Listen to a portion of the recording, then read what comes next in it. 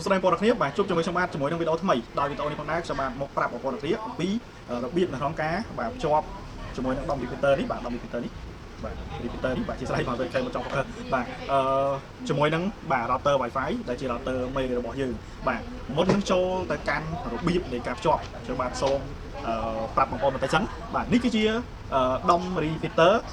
DOM repeater នេះផងដែរគឺជាឧបករណ៍ម្យ៉ាងសម្រាប់ពង្រីកសេវា Wi-Fi បាទពី router មេដោយមិនចាំបាច់រត់ខ្សែទេបាទតើតើនឹងការបង្រិចនេះទៀតបាទខ្ញុំបាទសូមបញ្ជាក់បន្តិចវាមិនមែនជាការបង្រិចលបឿនឬមួយក៏បង្កើនលបឿនទេបាទវាជាដុំដែលជួយបង្រិចសេវាកន្លែងឧទាហរណ៍ថាកន្លែងបងប្អូនកំពុងតែនៅហ្នឹងវារៀងស្ទើ Wi-Fi មានន័យថា Wi-Fi ចេញពី router មកវាចាប់អត់ចំបានវាស្ទើវាខ្សោយអីចឹងទៅបាទយើងអាចប្រើប្រាស់ដុំ repeater នេះបានបាទដើម្បីជួយបង្កើនសេវាឲ្យកាន់តែប្រសើរជាងមុនបាទចឹងមានន័យថាតកតងនឹងលបឿនលឿនឬមួយក៏យឺតគឺវាតកតងជាមួយនឹង router មេនេះដែរបាទគឺ repeater នេះគឺវាមិនអាចជួយបង្កើនលបឿន Wi-Fi បានទេបាទអញ្ចឹងវាបង្កើនបានតែតកតងនឹងចម្ងាយតែប៉ុណ្ណោះបាទហើយមួយវិញទៀតតកតងនឹងការចាប់សេវា Wi-Fi ដើម្បីពង្រីកសេវានេះផងដែរគឺវាចាប់បានតែក្នុងករណីក្នុងរង្វង់សេវា Wi-Fi ពី router មេបញ្ជូនទៅដល់តែប៉ុណ្ណោះវាអាចចាប់Wi-Fi ពី router ផ្សេងយកទៅប្រើប្រាស់ដោយកន្លែង router នឹងវាបញ្ជូនដល់ទេវាអាចធ្វើបែបហ្នឹងបានទេបាទអញ្ចឹងបងប្អូនដឹងពីតួនាទីរបស់ repeater នេះហើយបាទអញ្ចឹងមកកាពីច្រើនយើងចូលទៅកាន់របៀបចុះទាំងអស់គ្នាងាយតែខ្លីមែនទេបាទ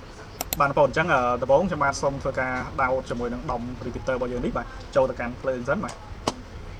ហើយយើងរងចាំតិចបាទឲ្យវាលោកភ្លើងស្រួលសិនបាទបងប្អូនមើលឃើញបាទឃើញភ្លើង QQ ទេបាទអូខេបាទនៅពេលដែលវាលោតភ្លើងបែបនេះហើយយើងចូលទៅកាន់បាទទូរស័ព្ទដៃរបស់យើងមក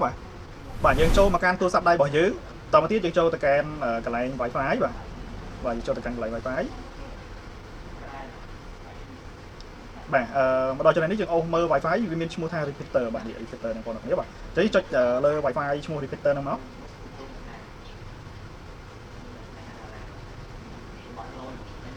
នៅពេលដែលយើងភ្ជាប់ Wi-Fi ហ្នឹងទៅគឺវានឹង load ចូលមកដល់ផ្ទាំងបែបនេះ automatic តែម្ដងបាទហើយបន្ទាប់ទៀតយើងចុចលើពាក្យថា login នេះហើយយើងជ្រើសរើសយកការខាងលើនេះបាទដើម្បីធ្វើការភ្ជាប់ពី router មកដោយមិនចាំបាច់ប្រើខ្សែបាទយើងចុចលើពាក្យថា next កន្លែងនេះមក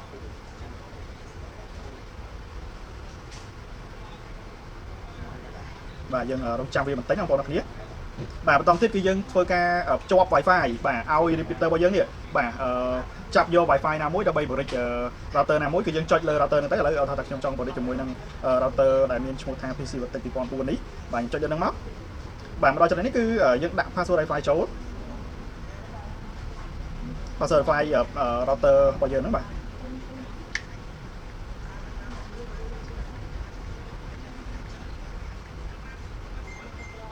បាទបន្តមកទៀតគឺបងប្អូនចុចលើពាក្យថាណៃទៅបាទមកដល់ត្រង់ចំណុចនេះគឺជោគជ័យបាទជោគជ័យណាបងប្អូនគ្នាបាទយើងចុចលើពាក្យ finish មកអូខេបងប្អូនមកដល់ចំណុចនេះគឺជោគជ័យហើយបាទយើងអាចចេញបានបាទយើងចុចបើក Wi-Fi យើងទៅមក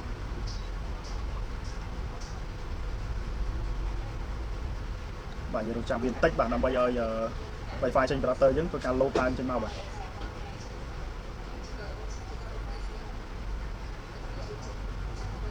បាទឥឡូវខ្ញុំបាទសូមធ្វើការបិទបាត់មកទៀត